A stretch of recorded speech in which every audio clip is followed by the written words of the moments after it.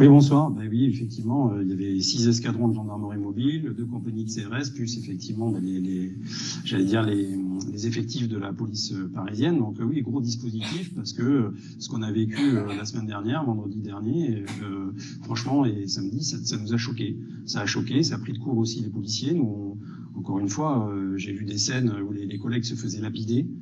C'était vraiment impressionnant, et surtout c'est que c'était le désarroi parmi les forces de l'ordre, parce que nous, encore une fois, on est là pour protéger les gens, et on comprenait pas pourquoi il y avait cette ire du peuple kurde contre nous. Voilà, donc on l'a dit, qu'on manifeste son émotion, qu'on y manifeste sa tristesse, peut-être sa colère silencieuse, parce que quand il y avait des homicides en France, quand les gens vont dans la rue, ils cassent pas tout, et ils font des marches blanches dans la dignité.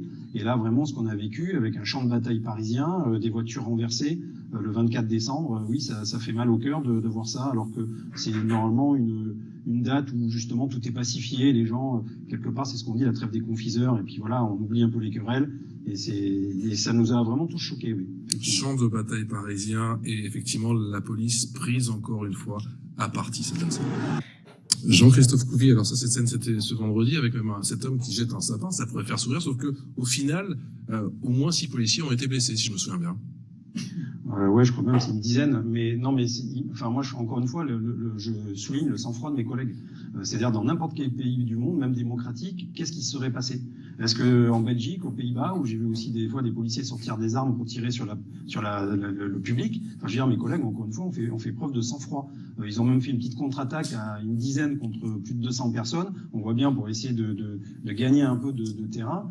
Et vraiment, dans ces moments-là, je peux vous dire que quand vous appelez les renforts, chaque minute compte comme une décennie. C'est vraiment très très long, c'est dur, et vous attendez vraiment les renforts de collègues. Et je peux vous dire que vous faites tout petit, et voilà.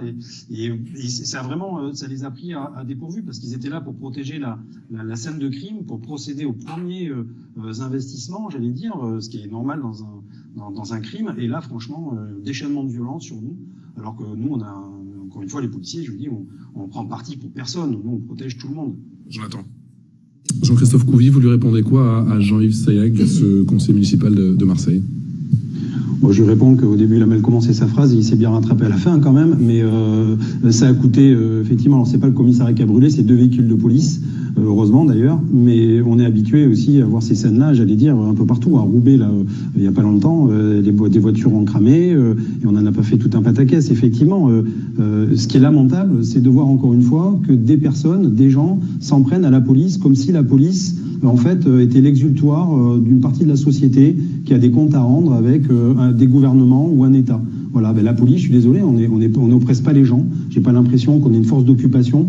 On est juste une force républicaine qui est là pour faire respecter les lois républicaines, les lois françaises. Et effectivement, si les lois dérangent, excusez-moi, mais il faut bien les faire appliquer, parce qu'on vit en société. Voilà, donc encore une fois, il faut être ferme avec les personnes qui seront interpellées, et vraiment sans pitié pour marquer le coup.